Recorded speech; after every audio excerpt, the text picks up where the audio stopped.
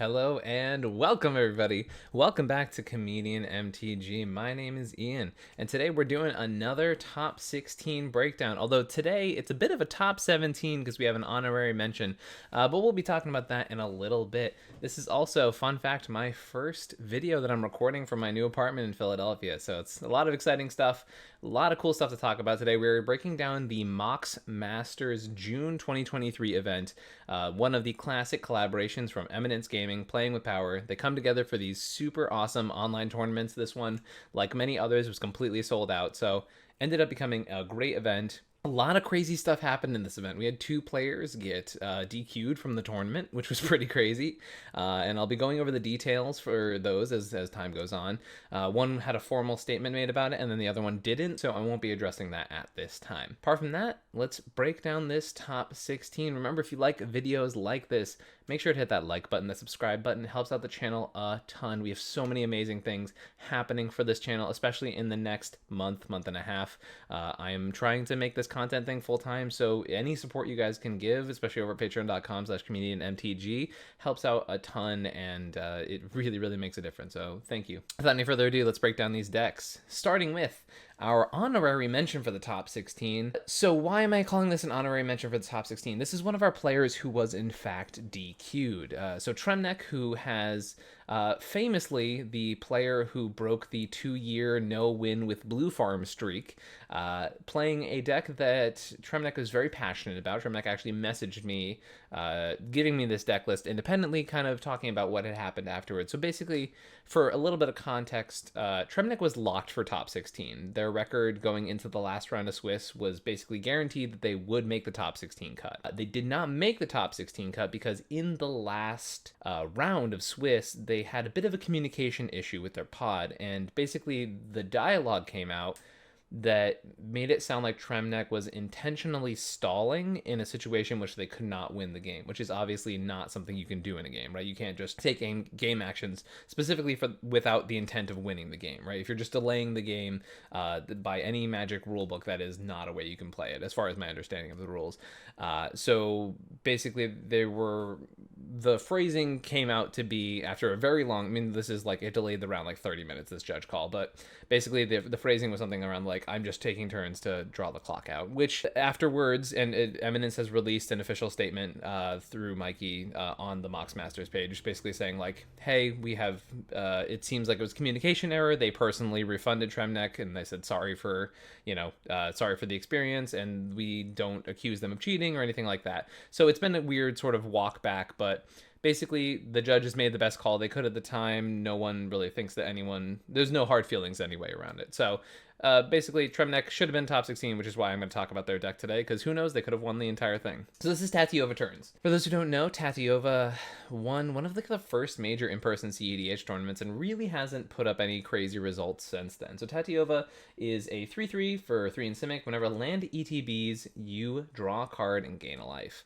Now, as you can imagine, in a format full of fetch lands and multiple land playing effects, this commander can draw a bunch of cards. When I was talking to Tremnek, they said they were really excited to be able to play this deck right before Lord of the Rings is spoiled so that Orcish Bowmaster can't just absolutely ruin this deck. But the idea is that it really is like a classic landfall deck in Simic. It's just a bit stronger. So you have all of the classic landfall effects. You have things like Lotus Cobra to get you mana with your land drops, Azusa playing multiple land drops a turn, obviously with your commander that's turning into cantrips, you're drawing a bunch of stuff to replace your hands. You have your Oracle of Moldias, your Ramunap Excavators, things pulling graveyards, making you play multiple lands, pulling them off the top. The brand new Nissa Resurgent Animus, which is like a second Lotus Cobra, plus it has the benefit of being able to like draw you into cards like Ashaya, which is, from my understanding, something that is really starting to be able to like add a little bit of funk to this deck, because now you're able to have Ashaya combos, make infinite mana by going Ashaya plus Korean Ranger, and Lotus Cobra, I believe, is enough to, and oh yeah, actually Nissa as well.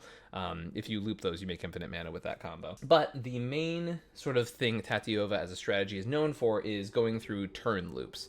So usually you're using a card like, let's see if we have it here, Mystic Sanctuary, which is the main one you usually use. You get Mystic Sanctuary onto the battlefield to be able to basically put turn spells back on top of your deck, and then you're playing land drops, right? So you're able to like create loops where you're like, as far as my understanding, traditionally I know lists have like strip mined themselves in some circumstances to be able to play the turn spells over and over again, but the turn spells are also really allowing you to play like, so if you have a card like Azusa, you're playing like 3 or 4 more lands, gain a bunch of advantage, right? And then that's drawing you into more and more turn spells. Mystic Sanctuary is just a card that allows you to like string those together. There's also things where you can use cards like Trade Routes, pick up your Mystic Sanctuary, play it again, you get your landfall trigger, and you get your trigger that allows you to put the instant sorcery back on top of your library. Suddenly Trade Routes become the card that allows you to bounce your land, play it again, you get your trigger, put the turn spell back on top, and then suddenly that's an engine you have going on for only 6 mana, plus it's a lands deck, so you're flooded with mana as it is anyways. There's also traditionally, I believe, Ghostly Flicker loops, so if you get a land like Ancient Tomb that taps for 2 mana and a land that taps for blue, what you can do is use Ghostly Flicker to basically draw your whole deck, because with Tatiova, it's your 2 lands are coming in, using the Ancient Tomb and the other land to be able to pay the 3 mana to recast Ghostly Flicker. Oh, that's why. Mystic Sanctuary, Ancient Tomb. There we go. That's the piece I was missing. Sorry about that. So Mystic Sanctuary comes in, puts Ghostly Flicker back on top. Ancient Tomb allows you the other 2 mana. This also works if you have a Mana Vault or a Mana Crypt, or that's the only 2 pieces in this deck that... Oh, and Soul Ring as well, right? So anytime you can tap for 2 mana, and the reason Ancient Tomb doesn't kill you is because Tatiova also gains you the life back. So basically, with that combo, you can draw your whole deck. But it's also, from the traditional play, I haven't seen Tremnek play this list, but from what I understand, Tatiova traditionally, usually you just sort of accrue enough advantage that you're just beating him with the extra turn spells, and the Ghostly Flicker loop happens sometime for sure, but like doesn't always happen to be the thing that actually wins. And then also a lot of the time you're just like using Field of the Dead, classic, one-time modern staple to really just make a ton of zombies, and that's sort of your finisher, the thing that actually like closes out the game. But apart from that, it's like a really solid anti-stacks list. It's really, really good in the stacks meta, which is, I think, probably why this was played, because the Playing with Power Mox Masters events tend to be a little more stacks heavy, so it makes sense that a list like Tatiova would do really well in that meta. But, congrats to Tremnek for a really good run. Sorry to hear that you didn't make the actual top cut. A little bit of controversy around that, but definitely a super cool list, and thank you for reaching out, because I would have been remiss if I couldn't report on a list like this. Mox Masters T&K by Ring 13. Here's the crazy thing. This is a Tymna Kraum list. And if I'm not mistaken, this is not the first time we've seen this list. But some really cool includes here. The new Fairy Mastermind, which I played in my list that I'm going to talk about later, and I was a little underwhelmed by it in general during the tournament, but I think it's way better when it draws you cards off of Tymna. So that's sort of where I'm landing with Fairy Mastermind. And the game I had it in, it drew me like 4 or 5 cards over the course of a long game. So it's not your Rhystic Study, it's not your Esper Sentinel, it's not your Mystic Remora, it's not even Archivist of Ogma, but it's a little more evasive than those, which is kind of interesting in a Tymna deck.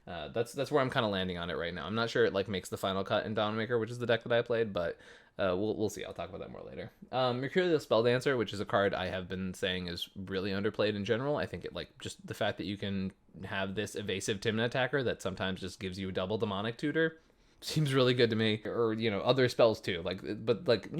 Any tutor getting doubled up is really solid in my opinion. And not even to talk about what it does with things like Consult and Tainted Pact, right?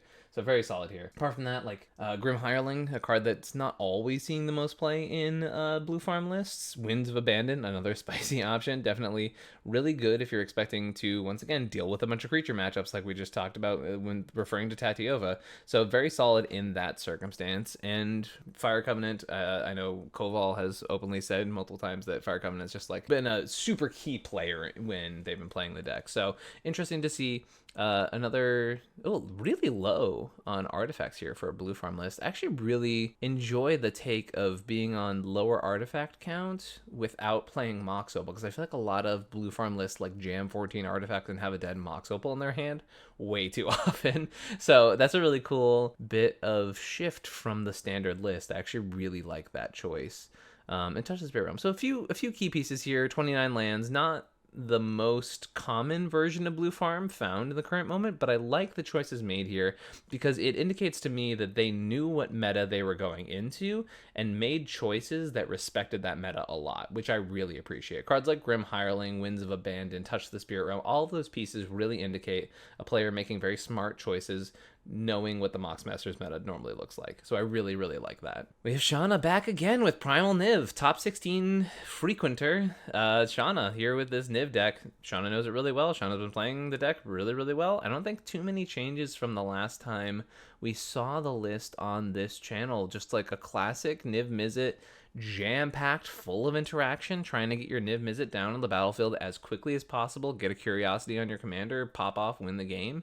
And then, you know, just a solid control deck in this format, just doing the things that Izzet loves to do in such a succinct way. I mean, Niv-Mizzet's like one of my favorite cards in the format for this very reason. The fact that it gets down in the battlefield and the game shifts. The game becomes all about Niv-Mizzet. And then, you know, sometimes you get your Niv-Mizzet Gillidrake, but that's why you have your own Gillidrake, your Spellskites, your Fimmages. You know, you have pieces that deal with that. I love that the lists are on Trinket made just to grab Jewel Lotus because it's like, Niv is so worth the payoff. It's an uncounterable piece that almost always is just cantripping itself, and you get to play all these free interaction pieces because even if you're using cards like Force of Will or Misdirection and all of these cards that you're like pitching other cards to use, you're then proceeding to replace the cards that you're using. So it really starts to negate the downside on a lot of like popular options. So really cool to see this list continually doing well. Shauna's really repping Niv. Every time I see this list, I go, man, I want to play that deck again, and then I forget about it almost immediately afterwards, which is probably a significant ADHD symptom. So it's a good name. It's a good ass name. That was called Bowmaster Waiting Room by Punny Name. We have another Atraxa list. I saw a lot of Atraxas in this tournament. I really think this deck is solidifying itself as a staple of the format, which is really cool. I was not expecting Atraxa to be like a cEDH mainstay, but I really think it's performing better consistently than Tymna Thrasios ever, or not ever, has been doing as of recent history, right? So very cool to see this list doing well. We have the inclusion of Narset now in the deck, which I don't think was there the last couple times I've covered Atraxa. Also repping Fairy Mastermind in the deck. Very cool stuff. The things that I think are really good in Atraxa are these clone effects, like your Phyrexian Metamorphs and your Fimmages. Anytime you can get a 2 or a 3 mana Atraxa after your first Atraxa, the game's usually over. Displacer Kitten, also terrifying piece in the deck. Very, very scary to see. It's not a card you want to see happen. Reanimate's very interesting. I'm curious as to why that specific piece. Not sure if there's any specific interactions with it or if it's just like a Reanimate's a good card, I like it kind of thing. Atraxa is just one of those decks that really, really wants a Dockside, but still does really, really well even though it can't get a Dockside. It's once again a list I've had like 40 cards sleeved up in my binder for a little bit just for this deck, and I just haven't followed through with sleeving it up. But it's a deck I really, really enjoy. I think it's gonna be sticking around for a while. I think it's proven itself as a cEDH deck that we can expect to see at tournaments, and that's really cool. I like the fact that this deck exists. It's definitely, I don't know, like the Tivits and the Atraxas and the Niv-Mizzets of the world are some of the reasons that I enjoy Commander. The fact that, you know, you can have your Tymna Kraum piles, but have them easily be competed with giant 7 mana, 6 mana commanders that, you know, you don't get them down right away, but your deck's built to get you to the point where you resolve this giant Haymaker, and suddenly that changes the entire tempo of the game after you've grinded out a bunch of resources. So I really like seeing Atraxa. I think it's a cool deck. I'm excited to try it at some point. And congrats to our pilot Punny Name, who's made a couple runs with this deck at recent tournaments. So congrats to them, and good job in making top 16. We have Your Clue is Giving Me a Clue by Shizo's Night Crew. That's by Silent E. Oh, Shizo's Night Crew by Silent E. There we go. Yeah. Okay. Interesting list here. It is Lucas and Will Blue Farm, basically. I know traditionally there's been that baby Blue Farm list that is running around, but that's a Luris deck. Whereas this list is just Will and Lucas instead of Tymna Kraum. And from what I can tell, there's a couple small things that are kind of like the reason to be playing Will and Lucas over Tymna Kraum. One is you get this early mana commander. So like turning things like Mox Amber and Springleaf Drum into mana rocks. So it sort of creates this weird middle ground between like Rog Silas, Blue Farm, and here's like this middle ground area, and that's kind of where this deck lives. Will Lucas is that centerpiece. But also the main benefit, in my opinion, of being able to switch to these commanders is that Will is actually a dockside outlet. So basically, you get into a situation where you generate infinite mana, you play Will over and over again, either by balancing it with Baron or Cloudstone Curio. And so you're playing Will over and over again. Your opponents have a choice to either A, give you clues, or B, take a damage. And they're obviously, at a certain life total, will just start giving you clues. And when they give you the clues, you can then use those to draw the rest of your deck at your Thrasios Oracle, or whatever your actual win con is going to be. So it's a dockside outlet is the point of what I'm getting to here. And it's a dockside outlet with a card like Cloudstone Curio, which is pretty easy to just pop off with your dockside combos. And so that's the main benefit of being able to switch over to this as opposed to Tymna Kraum. Tymna Kraum's the card advantage side. This is sort of bad card advantage, but more card advantage than Rog Scion. And you get access to white cards too. So interesting deck. Very cool to see it here. Not a bunch of like super crazy options. Braids is definitely a really cool one because Will comes in, gets you some artifacts, which means you can have your opponent start either A, sacrificing their artifacts, or you're drawing 3 cards every time, which is also really, really solid. And apart from that, I didn't really see too many other crazy cards here. Your commander coming down early, also giving you access to really consistent raw like Guardianship and SWAT is pretty hot. I think that's something that's really benefit to the deck. And then it turns on some of these artifacts that we were talking about with Blue Farm earlier a little bit more consistently, right? Because Will comes down, gives you some artifacts, and then, oh, hey, look, my Mox Opal's online, right? So it's, as I mentioned, that sort of middle ground, a 27 land deck too, right in the middle of Blue Farm and Rogsai. So very interesting. I've actually been seeing this deck a good amount back when I was like just finishing out the Massachusetts meta before I moved, and that was sort of a meta where this deck was popping up a little bit. So I'm interested to see if it ends up seeing play a little bit more now, or if it's still going to stay as like every once in a while this deck pops up, but not really a thing. Congrats to Selene on the performance of this deck. We have Memo showing up again, playing this Speed Needs No Translation Mox Masters list. Memo has just been showing up with Najeela, making top 16s, making top 4s, killing it, killing the game, doing really, really well. I don't think they've won, but maybe, I don't know. I think they've top 16 and top 4 in a bunch. But Memo seriously consistently coming with the same deck, playing the same deck really well. Probably one of the best decks in the format, if not the best deck in the format. It's probably got my vote for best deck in the format, especially with the addition of Samet.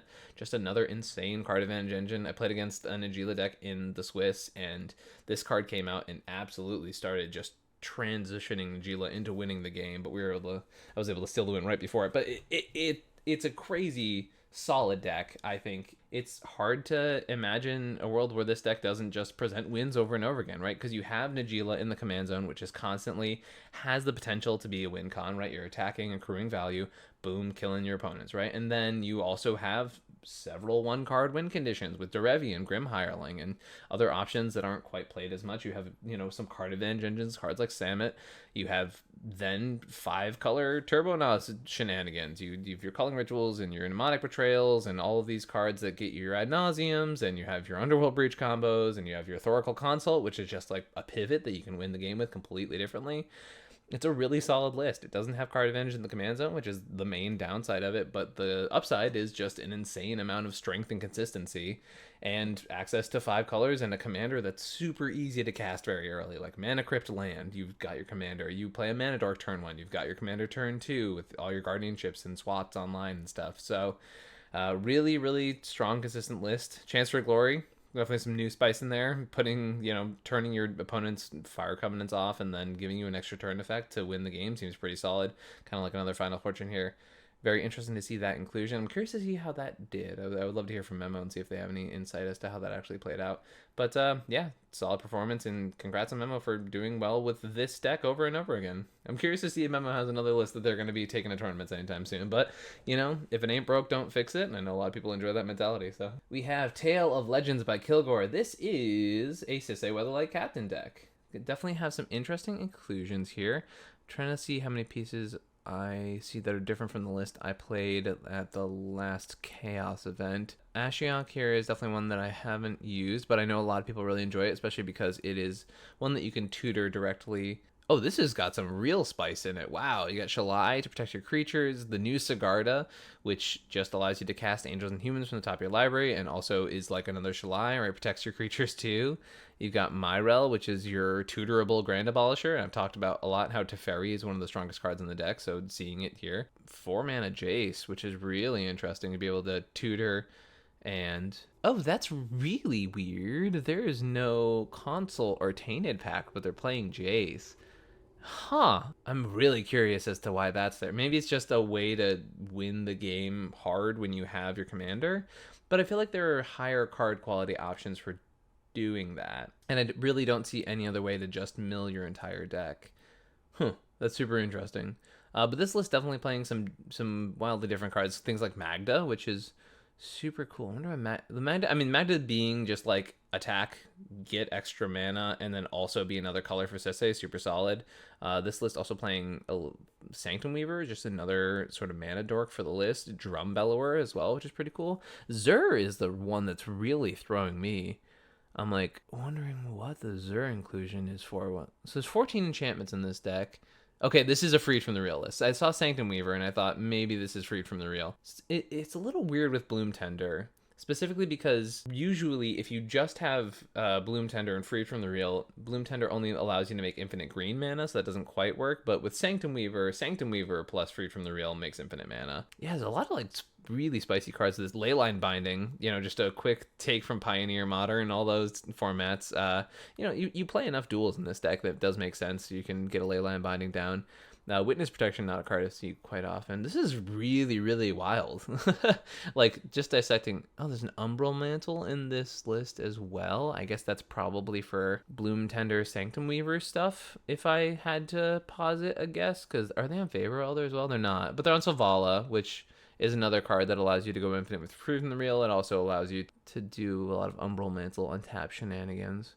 This is a weird Sisay list. In a good way, though. Like, it's got a lot of really cool cards and definitely a lot of cool choices. Definitely not the pieces that I'm used to seeing. Also, this one's on 1 Rule of Law effect, I want to say. 2 Rule of Law effects. Okay, cool. A few more stacks pieces in the list I was playing. Also playing Touch the Spirit Realm, Oath of Nissa, which is a card that you used to see play a lot in Sisay and then sort of has both waned and grown in popularity depending on the time. So definitely a little more stacks heavy I'm seeing this list be. But definitely some cool pieces here and some really, really spicy Sisay cards. I love the fact that Sisay is just a deck you can build in a lot of different ways.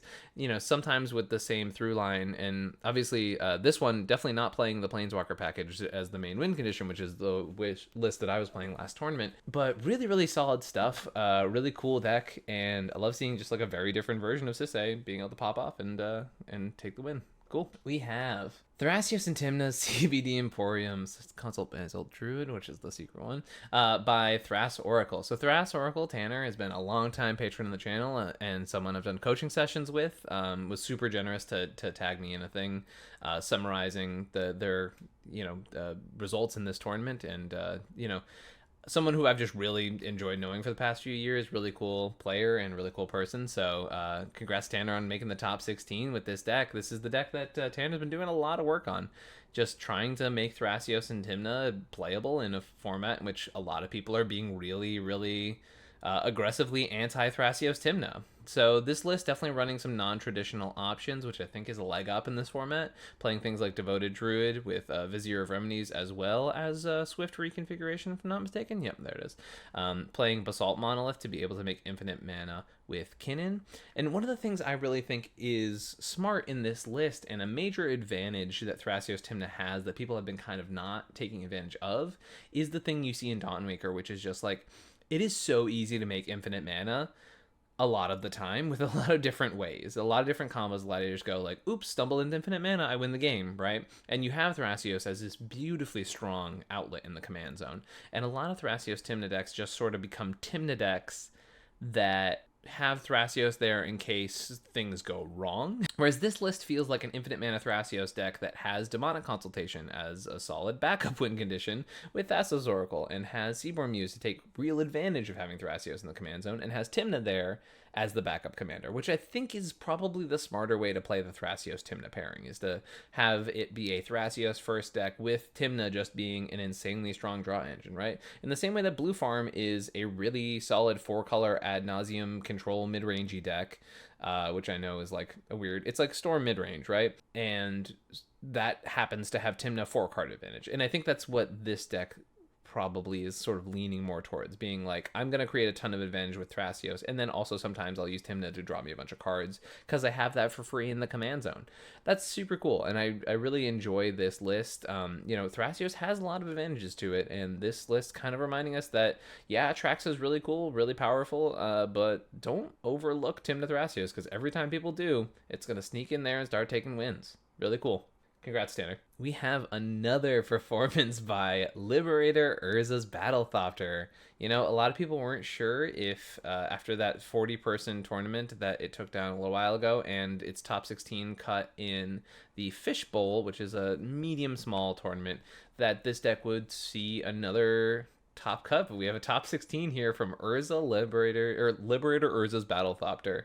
You know, there's a lot of talk about how playing a flash strategy is really, really powerful in this format just because of the multiplayer nature of it and the ability to have really consistent, really powerful stuff happening in your command zone while also having the flexibility of playing like a lot of really powerful utility lands so that your lands are just as much spells as the cards in your hand. Being able to play a bunch of these really wild and powerful cards at instant speed. You know, Forsaken Monument, once again, taking advantage of the fact that this is a colorless only strategy, being able to pop off with that. And then play like a bunch of wild acceleration. And because of that, all the fast mana in the format, that it doesn't work for every single deck, that doesn't work for the 4-color piles as much, works for this deck because everything's colorless. So you can just pump as much mana as you need into this stuff. You got a bunch of really wild stuff. Just stacks pieces, locking down the board, interacting as well as you can with a colorless deck, and then using some crazy cards to turn the corner in the game.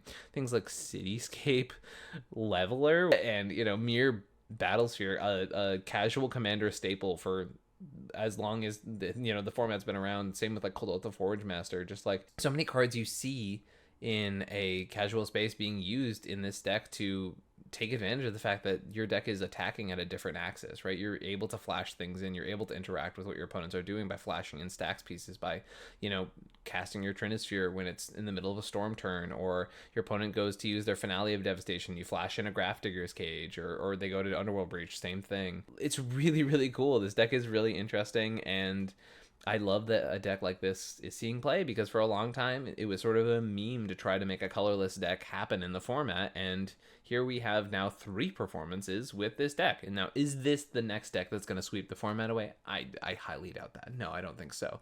Is it a playable deck? Yeah, absolutely. Is it a deck that has now made 3 performances, and more so than some decks that we would traditionally consider normal cEDH decks? Yeah, I think so. I think there's people who are going to be dedicated to a deck like this, who are going to put up numbers with a deck like this, and continue to play a deck that's super cool and definitely unique. Like, it is hard to argue this is not a unique deck that does a really cool thing. And you could spend like hours going through and dissecting the pieces that are in here, but really, really cool list. And definitely I suggest anyone who's really interested to see how atypical brews exist in the format, take a look at this piece, because it's hard for me to describe this deck as anything but a piece of art. It's awesome. It might be abstract art, but it's art. So congrats to our player, Derek Owens. Yeah, that. We have Steppen Razor here with another top 16 performance on another deck. I believe this is their 3rd performance with 3 different decks. Hell of a job. This is a Chilan Halar list called Protect Your Neck. I really, really like this list. It's super, super cool because it definitely attacks this list on a different axis. So when I was talking, Steppen DM'd me after the tournament to talk to me a little bit about this list. And basically, they said, I want to be able to go for my creature combos without my opponents messing with them. And this deck does that thing. You have cards like Silk Guard, which protect all of your cards with counters. You have Savage Summoning, which is like one of the best Chilan Halar cards, period, in my opinion, because it allows you to flash in a creature uncounterable and puts a 1/1 counter on it. So you can do things like flash in the Red Terror, put a counter on it, and then if you have a commander on the battlefield, like boom, combo's going off right there. And yeah, apart from that, it's like kind of stacksy. Got your Blind Obedience, Rest in Peace, Deafening Silence, cards like that. Are they on? Yeah, on Collector Oof as well. But then just a ridiculous amount of ways to protect their combo. We have Giver of Runes, Mother of Runes, Skrelv, Cliffside Rescuer, Sylvan Safekeeper, Destiny Spinner to make it uncounterable. We have a Silence effect in Revel in Silence. We have uncounterability with Vexing Shusher. We have, let's see here, there's a few more I know for a fact. Let's see. We've got the Blast as counterspells. We've got Silence effects, Proper Silence, like Veil of Summer. Just like so many different ways to say, hey, if I go for a creature combo, this combo is going to resolve, which is really, really cool. This is definitely a list that says, like, I'm attempting to achieve one goal. I'm going to assemble a creature combo, and there's nothing you can do about it. Good luck. Maybe you can win faster than I can. Maybe not. Let's see. And then there's a few stacked pieces, things like Mind Sensor and Collector Roof, that, you know, give you that bit of time until you're trying to assemble these really easy combos. Benevolent Bodyguard, another protection piece. Allosaurus Shepherd, another protection piece, right? So, like, all of these pieces in here, cards that are going to say, like, if my combo resolves, oh my god, I can't believe I forgot Ranger Captain, Granite Belcher too. Yeah, like, this is so many. Wonder Archaic technically too, right? They point to bounce, or not, I guess, they point to counterspell your stuff. You can counter their stuff if they don't have enough to pay. But yeah, so many different ways to say, hi, if I get my 2 creatures, I win the game. Done. Easy. Really cool. Really cool list. I like it a lot. I think it's doing a lot of cool stuff. This one's opting to, even though playing Collector Oof, opting to do the Emil Dockside stuff, which is, I think, despite my initial take on the deck, I think probably the smart way to go about it. I think the pure stacks way that I had the deck was just a bit too slow, and I really like this tempo version of the list a lot more. It, like, clearly doing really well with it, and congrats to stepping on this deck, because it's really, really cool, really solid, and glad to just see another really interesting brew do well in cEDH. So, gonna cut in halfway through the video here to remind you to check out Lotuscon. We are affiliated with Monarch Media here on this channel. I'm an ambassador for that channel because I think Monarch puts on great tournaments, and they were once again like the first group in cEDH to put on real large in-person tournaments, and they're coming back hot. They're gonna be putting on Lotuscon October 7th through 8th in collaboration with Mythic Lotus Gaming, who has already had an insane amount of turnout for Lotuscon last year. But this year, they're coming back, they're doing this Lotuscon, and they're doing an insanely high prize pool cEDH tournament. You come in, you pay your price. I think there's a time twister for the top person. There's some crazy stuff for the rest of the top 4. Like the number 1 player getting a time twister is insane. And then there's like cash prizes all the way out to 32nd place, which is huge. So this tournament is going to be insane. I think it's going to be a super awesome cEDH tournament. I think anyone who signs up and does even decently is going to get hella prizes. I was on a conversation with the Monarch team about this prizing structure, because I know what cEDH players who do tournaments a lot are looking for. So I tried to be part of that conversation to say, like, hey, this is the kind of stuff that we are looking for as players. So I'd love for people to show up to this thing, because I think it's going to be an awesome cEDH tournament. I think the entire Lotuscon event is going to be awesome. I was already in talks about attending Lotuscon before Monarch started pairing with Mythic Lotus Gaming, and the fact that they're working together on this is so crazy. So I think this event's going to be killer. Check it out, October 7th to 8th, Belleville, Illinois. Get there, get your tickets now. This event's going to be awesome. Oh, hey, it's me. This is my Dawnwaker list, the variation I played for this tournament called I've cut all my cantrips. I hope you can accept this formal apology. This is my Dawnwaker Thrasios list with about 5 or 6 edits that I made for this tournament, many of which are instantly going to be going into the primer. As soon as this video gets posted, I'm going to be editing the primer to maybe even just feature a clip of this segment. But let's talk about the list. For those who don't know, Dawnwaker Thrasios is an infinite mana Thrasios deck in Sans Black, trying to just assemble one of many infinite mana combos to be able to win the game. So you can use Kinnan or Zerda with the card Basalt Monolith to be able to make infinite colorless mana, either by making it tap for more mana or making the untaps reduced. You have Swift Reconfiguration plus Devoted Druid, which is a way just to make infinite mana. So funny, I have played a lot of games with this deck, and I have never once actually assembled that combo. And the wild part is I get told by so many people on the Dawnwaker Discord or in person that like they win with this combo all the time. They win at flash speed in response to other people. I have never, never once actually assembled this combo because people either A, kill my Devoted Druid, or I just never draw the second half of the combo. That being said, it's an extremely high card quality combo, and it's one of the most efficient combos in the list. I'm not cutting it anytime soon. It's just really funny that I've literally never gotten it to work. And a lot of that, once again, being because either people were proactive in removing Devoted Druid just because they know who I am and they don't want me to have that card, or B, that people will, just it never came up. Big swaps for the list. I'm up to 30 lands. A lot of people have asked me why I didn't play Otawara in the list historically, and generally my answer has been that I didn't want to take this 4-color list that was already struggling to get all of its colors and then add another 1-color land to it. So I said, okay, maybe I treat Otawara and Boseiju as if they are spells in the deck and then go up to 30 lands, because it's a Thrasios deck. I think people like get really obsessed with this land slicing, and that really works for like Tymna decks when your card advantage is things on the battlefield. But with Thrasios decks, you need mana. You need to be able to pump mana into your spells, into your Thrasios, into your X spells. Mana is good for this deck, and mana, the more you have of it, the more cards you're drawing off of Seaborn Muse, the more times you're able to activate Thrasios while also keeping up interaction. I'm very pro 30 lands, and the fact that we have 2 lands that are also spells that can be flexible when we need them to be, arguably 3, including Emergence Zone, which I actually won in the middle of combat with Emergence Zone earlier in the tournament, so that was pretty cool. Yeah, I think the 30 land thing feels really good to me.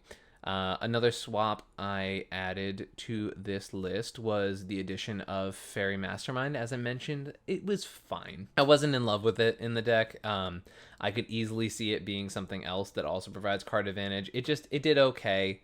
I never cared about activating the ability because I have Thrasios, and like, as I said, it was in one game I saw it really prominently, and it drew, I guess 2 games it was in. One game it did nothing, and then we lost, which was the semifinals. And then the game during the Swiss, like over like 6 or 7 turns, it eventually got me like 4 or 5 cards, but to me that felt really slow and pretty unreliable. And it was already like a game where it was super grindy, where it was like, okay, you've drawn your second card off Esper Sentinel, so now I'm going to draw a card on top of that, and then like I'll draw from wrist. Like, it was a whole classic Ristic Study Mystic Remora game, and in those situations it was good. But as I said, I feel like this is more of a, if you have it with Tymna, I'm more inclined to play it than I just want to play this card everywhere kind of card. Still open to interpretation on that, for sure. Bloom Tender back in the deck after like a year or more being out of it.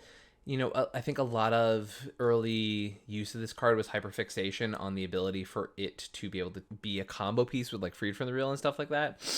We don't need to play Freed from the Real from Bloom Tender just to be really solid. I'm like, now after playing Sisay, after playing this deck with the additions that I'm going to talk about in a minute, I'm just kind of convinced that Bloom Tender is one of the best pieces in the format, for like one of the best reasons to be playing the color green, period, and just like one of the best cards in the format as far as like being a staple that does what you need it to do, especially in these higher color decks. So I went from being like, I don't know if we need Bloom Tender in this deck, to kind of being like, I don't think I should ever cut Bloom Tender again from this deck. It just works so well with what you're trying to do. It's a Thrasios activation a lot of the time, and it, in combination with the next card I'm going to talk about, Derevi, won me a lot of games. And let's talk about Derevi. I had Derevi in back when this deck was a Birthing Pod deck, way back in the day. Like, this is a while ago now, and then I've played it every once in a while. But this, in combination with Bloom Tender, opened up so many lines throughout the day. The fact that this and Bruce Tarl then turns into you generating like a stupid amount of mana a lot of the time is really solid.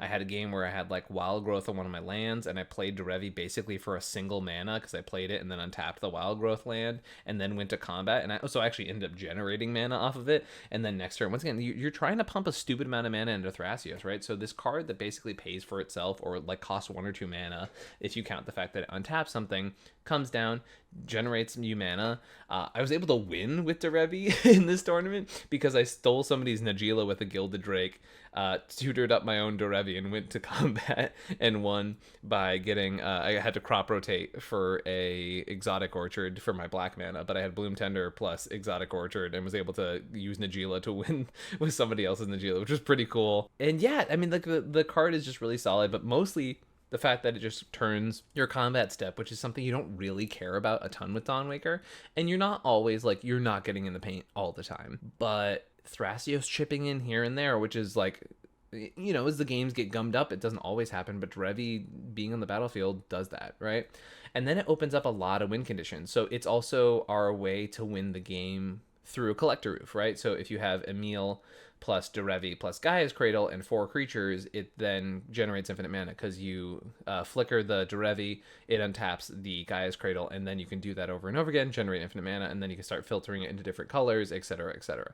So Derevi is just another win condition in the deck. It's a mana generation engine, right? So like the entire concept of Dawnwaker being created in the first place was, here is this high generating mana deck that all of the cards have an insanely high card quality, and also occasionally are combo pieces. And Derevi literally fits that to a T, right? It generates you a ton of mana, it pays for itself, and then sometimes it also just is a combo piece that wins you the game. So between stealing the Najeela, winning with that, I won with the Gaia's Cradle, Derevi, Emil lines. I also won in a game in which I had Bloom Tender, and I had enough to make 4 mana off of it, and then was able to flicker Derevi with Emil, and then generate infinite mana that way by flickering Derevi, untapping the Bloom Tender, tapping for 4 mana, etc., generating infinite mana.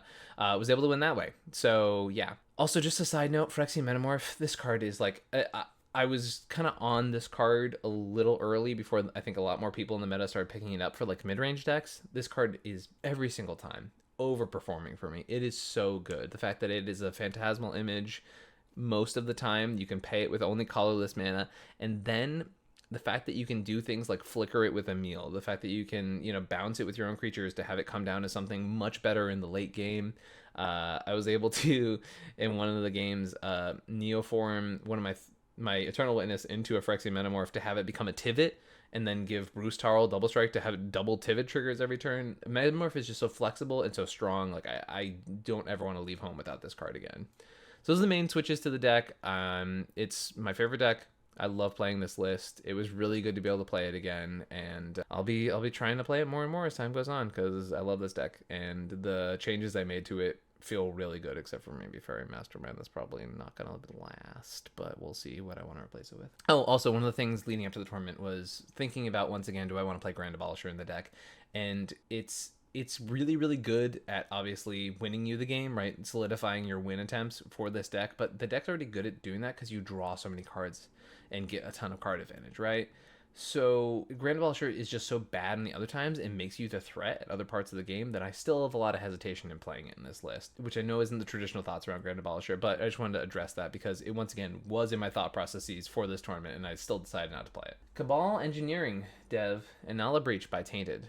Tainted has been a player in the format for quite some time, doing well every once in a while with decks like this and Tymna Malcolm, and just a player who I respect a lot. Is just very solid Magic player, and really glad to see them perform well with this deck. So definitely some spicy cards here in this list. We have, I mean, Inalla hasn't done well in a long time because a lot of people think they know how the deck works, right? So it's really hard to be able to do this deck consistently. It's a deck that no matter how many times I pick up and play, I feel like I can never get a good hand with this deck. So I respect the hell out of any player who can actually win well with it. But yeah, Inalla is a turbo Spellseeker list, and there's like a 26-step process for winning the game. But basically, Inalla allows you to, if you have Spellseeker plus a black mana, you can win the game through a series of 26 steps, as I mentioned, casting a bunch of instants and sorceries. In that way, it's easy to disrupt, but also in the same way, it's really, really fast, really consistent, and really strong. I saw on Twitter that Tainted was saying that one of the best cards in the deck was actually these lands that come in tapped with 2 charge counters on them, Surprise and Scary and Peatbog, and basically just increase that early consistency with the deck, the ability to get your Spellseeker play as early as possible. And this deck is trying to just go underneath the other decks. It's kind of like Rogsai in that way. You know, you have this creature that's your win condition as opposed to just like jamming an ad nauseam in the same way that Rogsai does. But, you know, these decks here, and you see these cards here, I mean, you see them play in Cody way back in the day when that was the bee's knees, when that deck was first coming out. So this deck kind of taking a lot of that mentality of like, we're really trying to just get our early pieces down to 25 lands. We're not trying to be the mid-range deck. I don't want to play Grixis mid-range in my commander deck that that doesn't really care about the commander apart from the Eminence ability, right? And then it's a Turbo Naz deck, right? Trying to get pieces back. I like a lot of includes here with some of the spicy creatures, things like Goblin Engineer, which, as far as I understand, it's to get a defense grid in your graveyard, and then next turn put that into play. Say you can't interact with it. Basically becomes your Grand Abolisher in Grixis colors, which is really smart. It's a little slower, right? Because you need a turn and for nothing to die, but still does the thing. And then from what I understand, Emry, this was also a post online that I can try and link in the description if I remember when I post this video, like 4 days from now. But basically the idea is that through Underworld Breach, you can create a loop where you play Emry out of your graveyard if you have 2 artifacts, and then you have Inalla's copy ability, and then you pay into that, and there's like LED stuff. So basically there's a world where you play both of them, you get 2 copies of Emry, and then you're milling 8 cards because both of them have ETBs, and then you sacrifice Emry, putting it back in your graveyard, and you create your own brain freeze, sort of, if your brain freeze is gone. And then also it's like a value piece to re-buy your defense grids, you know, and things like that. As I mentioned, defense grid I heard was a lot of the spice of this deck. It's like early ways to get a defense grid out. But yeah, Inalla, super solid deck. Very interesting to see that this list is not on Step Through, but is on Dark Petition. I'm kind of wondering what that's about. I guess it does sort of make your, I guess it costs the same combo wise. It's really interesting. But yeah, this is a classic Inalla list. Not playing Scholar of Ages, which I know a bunch of them are playing. Not playing the Bloodline Necromancer, Ruthless Technomancer combos, which, you know, is sort of like Inalla's way to win through Rule of Laws. So interested to hear some of the choices here, and I hope Tainted can comment on this deck, because there's definitely some pieces here that I'm kind of curious about, and I would love to hear a little bit more. I love seeing Inalla do well. I think it's a really cool deck. I think it does stuff that other decks in the format don't do, and I really enjoy that about this list. And it's a list that, once again, I respect the hell out of anyone who can do well with it, because for some reason I can't. So yeah, congrats to Tainted on this list. Now we get into one of 3 Tayam decks in our top 16. This is the last deck in the top 16 for anyone paying attention, so the others are in the top 4. We have Black Gave here with Tayam, Luminous Enigma. There were a lot of Tayams in this tournament, like a lot. I do find it funny that it was like right after I posted the video talking about Tayams that a lot of people showed up and repped this deck, and very funny that 2 of them made the top 4. But yeah, a lot of interesting stuff here. I like the inclusion of Armored Scrapgorger, because this is like, now it's a mana dork that also just accrues counters naturally. This version is on Devoted Druid. Is this on the lands, though? Does not seem to be. Okay, so this one's on Centaur Garden and not on the Oasis, it seems like. So Centaur Garden, for those who don't know, is a card that you can +3/+3, put it on your Devoted Druid, and if you have Tayam on the battlefield, you're able to make infinite mana with Devoted Druid. This one's also playing... Ooh, Abzan Ascendancy is not one I've seen often, but that's kind of cool. Puts a counter on all your stuff, and then allows your things to... I mean, your Tayam's a big sacrifice strategy anyway, so it allows another creature to come in, which then allows you, with Tayam, to put a Vigilance counter on it, which is pretty cool. I like to see the inclusion of that. And then I don't see many other ways to pump Devoted Druid in the deck. So this one's sort of like a hybrid strategy where it has that one land that allows you to pump Devoted Druid, but is not wholly relying on that strategy. And then the other ways that the deck wins, you can feel free to check out in the video that I will link right up here, in which I had Pixel Store one, the brother of one of the most prolific Tayam pilots, and also a prolific Tayam pilot themselves, who has made multiple top 16s, as well as their brother making top 16s, top 4s. They break down the deck on this very channel. So if you want to check out our deck tech on this deck, you can check it out right there in the flag up above.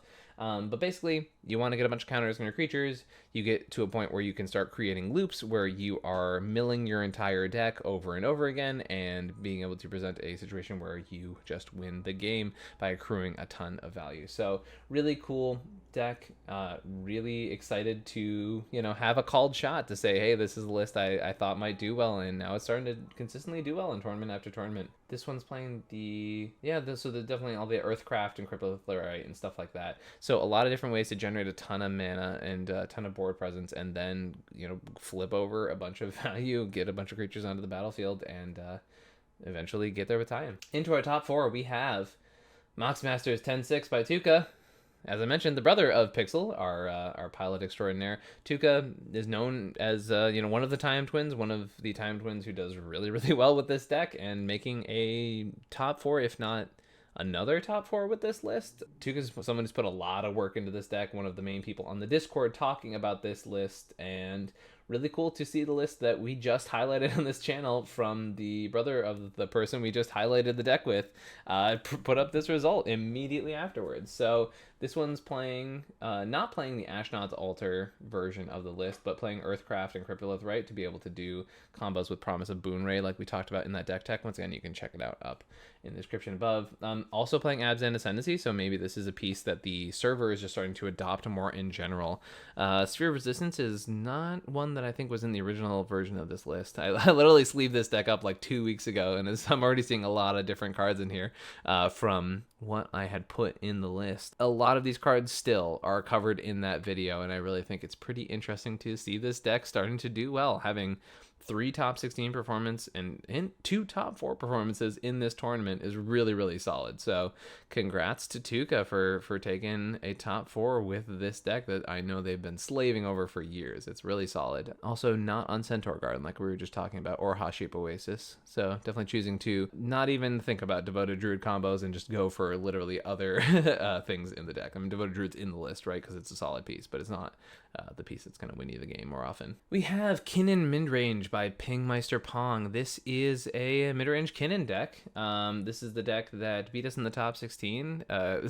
Pong top deck Basalt Monolith in our game, had Mirage Mirror in hand, and somehow myself and one other player with Mystic Remoras and an Esper Sentinel player, all of us drew off of that, had 0 interaction for anything that was happening on like turn 3. Just none of us had any interaction, and we just lost the game to Infinite Mannequin and stuff. So it was kind of a wildly boring top 16 match, but congrats to Pong for taking it down.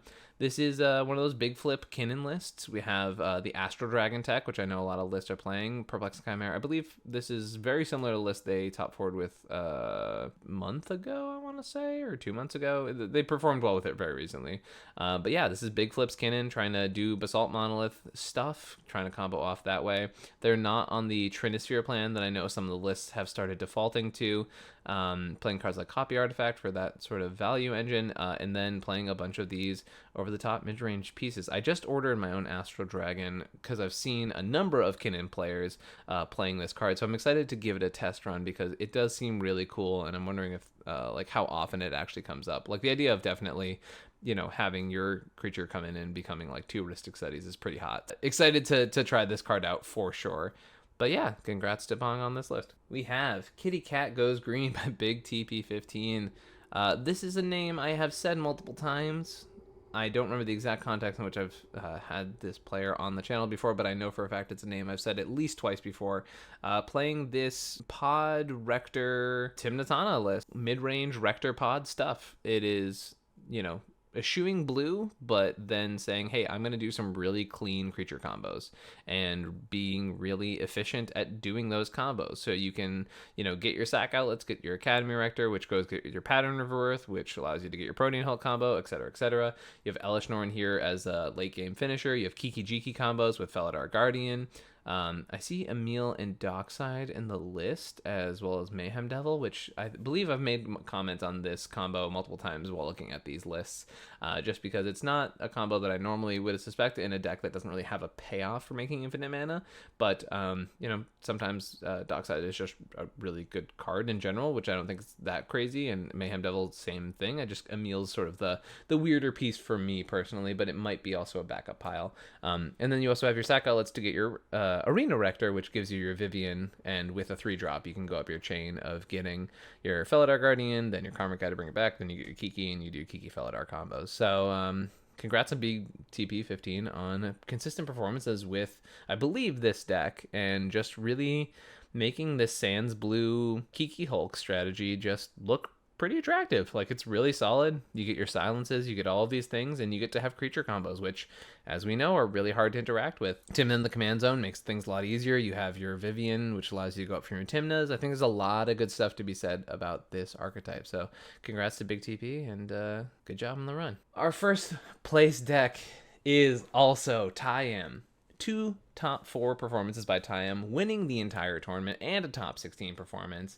As I mentioned, a lot of Tayam I saw in the Swiss of this tournament. I told you it was a big stacks tournament. Multiple Tayam lists doing well is a pretty good indicator of that. Apart from Winota, Tayam's one of the best cards at breaking parity on stacks pieces, and it plays a number of stacks pieces on its own. So anytime you go for that mid-range game, it just... a big part of it is like after a while the combos are really hard to interact with. Like you can win at instant speed a good amount of the time, and you can do a lot of crazy stuff where you're like putting combos on top of other combos, or you're winning without ever casting a spell.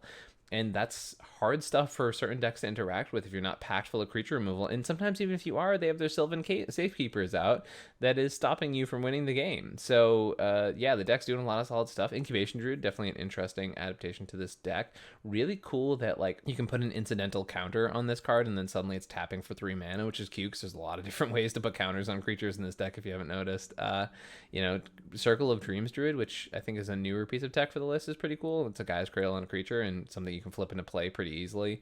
Charisma Restorer kind of does the same thing. You get Threshold super easily, so untapping 3 lands, and I've talked about how lands are super important to this deck. Pretty solid. I'm once again only really going to talk about the differences in this list from the other list. This one's playing Ashnod's Altar with no promise of Boonray. Interesting. That's not what I expected, because Promise I feel like is one of the cards that's doing really well for this strategy, so I'm actually really surprised to see Promise not in the list. Centaur Garden, very, very cool. I'm trying to remember, we did lose to a Tayam pilot in the first round, and I think this is actually my only loss apart from the top 16 for the day was Popper. I'm pretty sure Popper Fnatic was the player I played in the first round who beat us with Tayam, but they popped off with the Centaur Garden combo like I was talking about. You put the +3/+3 on your Devoted Druid and you mill your entire deck. And I had actually mistimed some removal that would have... Yeah, I had targeted Tayam when I should have targeted Devoted Druid with Tayam on the stack, and that ended up losing us the game, which was like, it was a rough round 1. But yeah, so congrats to this player for doing well with Tayam. Interesting to see no promise of Boonray in the list, and really cool to go from Tayam going, hey, I think this deck's pretty underrated. It's cool to see it see play, to then getting a deck tech on the channel, once again, which I'll leave in both the description and in that little flag that you can catch up on top of when I first mentioned it. And yeah, so congrats. Oh, Collector Roof in this version of the list too, which is kind of cool. I know not every list is on that at this point, but yeah, congrats to our Popper Fnatic for winning this tournament, and congrats to the Tayam server, because I feel like y'all have gotten a lot of ups lately, and this feels like a pretty solid one. Pretty cool stuff. All right, everybody, and that is the top 16 plus honorary mention for Mox Masters June 2023. What did you guys think of this tournament? The crazy Tayam turnout is insane. I'd love to hear people's opinions on that whole thing, on what you guys think of the interesting decks in this tournament. There's definitely some cool stuff, seeing Urza back. The fact that we had 2 separate DQs in this tournament is crazy.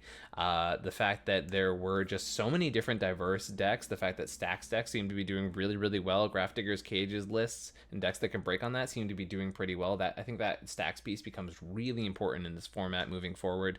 And just a lot of unique decks in the format. Apart from Tayam, I didn't say the name of a deck repeatedly a lot. I think there were a lot of individual placers throughout the top 16, and then a lot of really cool stuff throughout this top 16. And the honorable mention deck that I'm so sad didn't actually make the top 16 was spicy as hell too. That Tatiova list was super cool, and I'm super glad to see it seeing play when it hasn't actually gotten time to be in the spotlight for a long time. So I'd love to hear what you think was the coolest thing y'all saw from this tournament in the description, or not in the description, in the comments down below.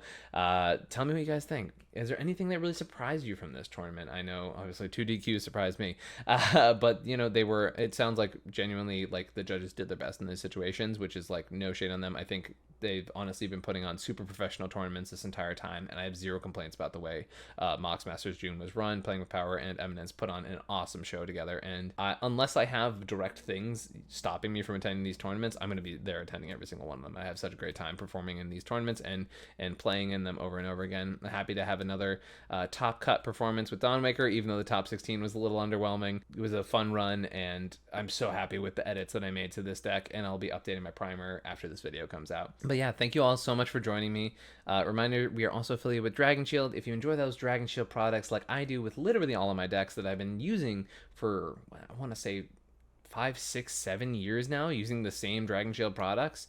That's consistency. That's stuff that holds up over time. So if you want to check those out, I have a link in the description down below. You can check out, and it helps the channel when you support by buying from Dragonshield in that way. Thank you all so much for watching this episode. I hope you all have an amazing week, and I'll catch you next time. Peace. I can feel the blood creeping up from the heathens. Got will, got fight, got pride, got reason. If they wanna go eat, then you know I'm gonna feed them. If you're coming for me, hope you're ready for a demon. I got eyes in the back of my head, I'm seeing. Take me for granted and you know I'm leaving. I'ma take what's mine with the webs I'm